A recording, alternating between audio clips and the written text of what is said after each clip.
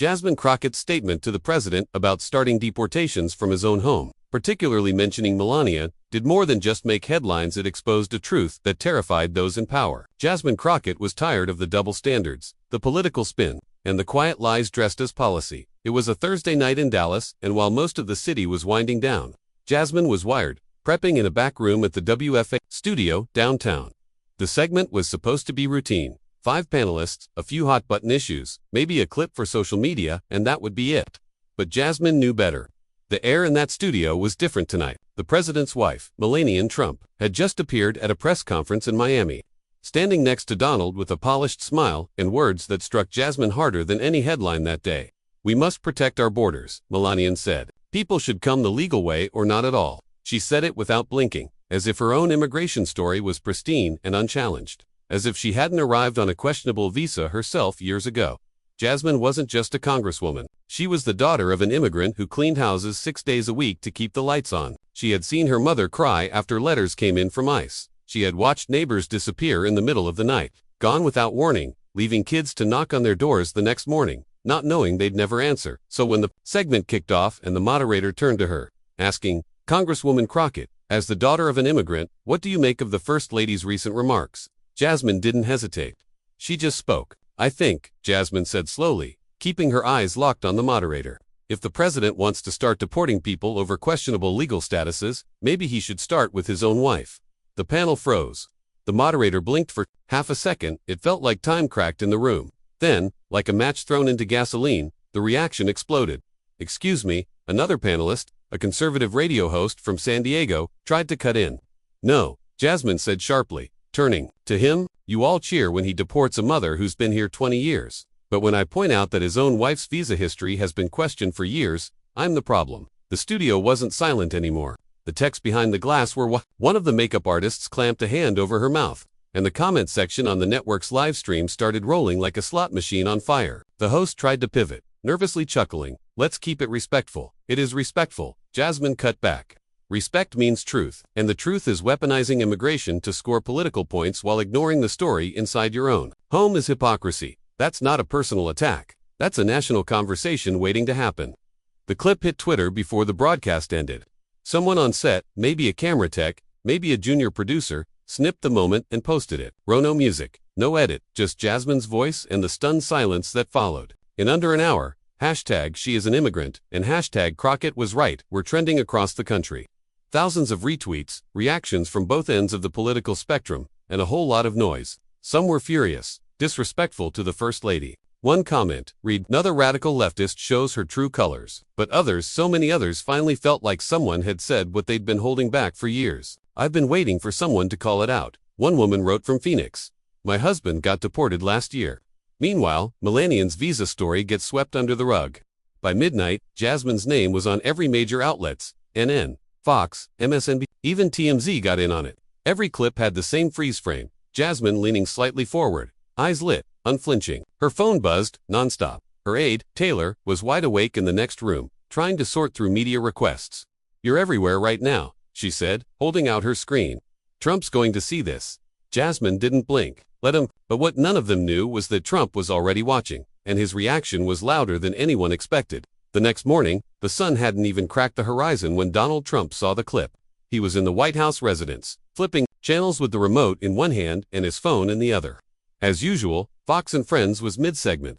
Showing the now infamous moment, Jasmine Crockett told the world he should start with his own wife. He froze, staring at the screen, mouth tightening. Then came the words that shook the West Wing. "Who the hell is this woman?" An aide, one of the newer hires who had only been working in comms for 3 weeks, tried to calmly explain. "She's a congresswoman from Texas." "Sir, fire her," Trump snapped. "You can't fire her, Mr. President," the aide stammered. "She's elected."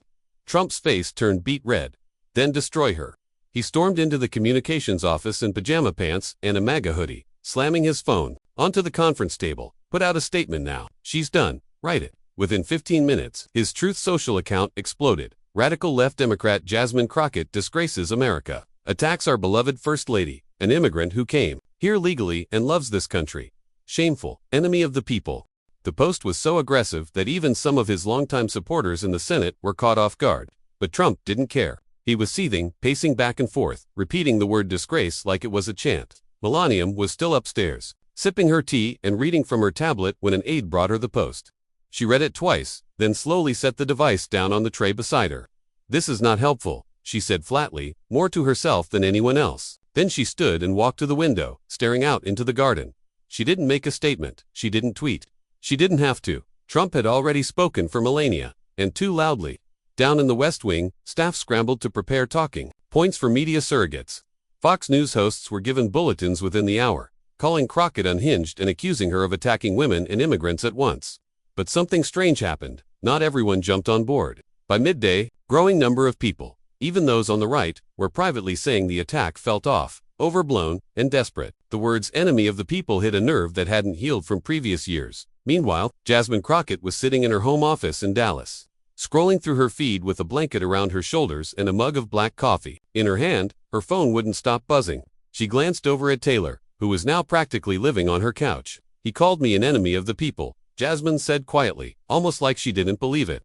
Taylor looked up from her laptop. "Which means you hit a nerve." Jasmine took a long sip and leaned back. Good, but she wasn't celebrating. The adrenaline was real, but so was the concern. Her mother had already called twice, as had her uncle in New Mexico and her godmother in San Antonio. Not everyone was cheering. Some were scared. That afternoon, as Trump's post dominated the headlines, Jasmine decided to hold a quick press conference on her front lawn. She wore a simple blue blazer and stepped up to the mic with a calm, even voice. "I want to be clear," she began. "I didn't insult the First Lady. I highlighted the hypocrisy of targeting working-class immigrants while ignoring questionable histories in high places. That's not a personal attack. It's a truth this country needs to confront." One reporter from Austin asked, "Congresswoman, do you regret the comment?" She looked him straight in the eye. "I regret that no one else had the courage to say it before I did." That night, CNN ran a full segment dissecting Melania's immigration history. They didn't say Crockett was right, but they didn't say she was wrong either, and that was enough for millions of viewers to keep digging. On Truth Social, Trump kept posting rants, polls, and mocking nicknames. The more he typed, the more the public leaned in to listen not to him, but to Jasmine. But while Trump was unraveling, something else was quietly building. Support, momentum, and a movement Jasmine never expected. Saturday morning came with a gray sky hanging over Dallas, but Jasmine Crockett's fire hadn't cooled one bit. She sat at the edge of her kitchen counter, hair pulled into a tight puff, flipping through notes while the smell of burnt toast lingered. In the air, Taylor's doing. "Of course, you could just admit you can't cook," Jasmine muttered, not looking up. Taylor grinned. "You could just admit you're used to your mom's cooking, and I'm a lost cause." Jasmine smiled, then tapped her pen against the notepad in her lap. "CNN wants to do a sit-down. I think I should take it." "You should," Taylor said. "Just be ready. They're gonna ask if you'd say it again." Jasmine didn't hesitate. "I would." A few hours later, they were in a modest hotel suite downtown, surrounded by lights and cameras. The interviewer, a seasoned journalist from Los Angeles named Priya Mehta, didn't waste time with small talk. "Congresswoman Crockett," she began, "the president's response to your comment was aggressive. You've been called a disgrace, an enemy, and worse. Any regrets?" Jasmine didn't blink. "No, you said, and I quote, maybe he should start with his own wife. Do you believe Melania Trump's legal status was questionable? I believe the public has a right to ask. We live in a country where a mother of 3 can be deported for missing one hearing, while someone with gaps in their own paperwork stands next to the president calling others criminals." Priya paused. "Some say it was a low blow." Jasmine looked straight at her. "Then they haven't lived through a raid. They haven't watched a neighbor be dragged out of their home before sunrise. That's not just policy. That's cruelty. And if Melania wants to stand there and echo that, she's not off limits." The segment aired that night. It didn't scream. It didn't sensationalize. It was just Jasmine.com, clear and firm. And it worked. Support came in waves. Immigrant rights organizations began posting her quotes. Volunteers in Arizona, Texas, and Nevada started printing t-shirts. The comments section on her socials filled with personal stories. "My dad came here in '98, paid taxes, built houses, never hurt a soul. He's gone now.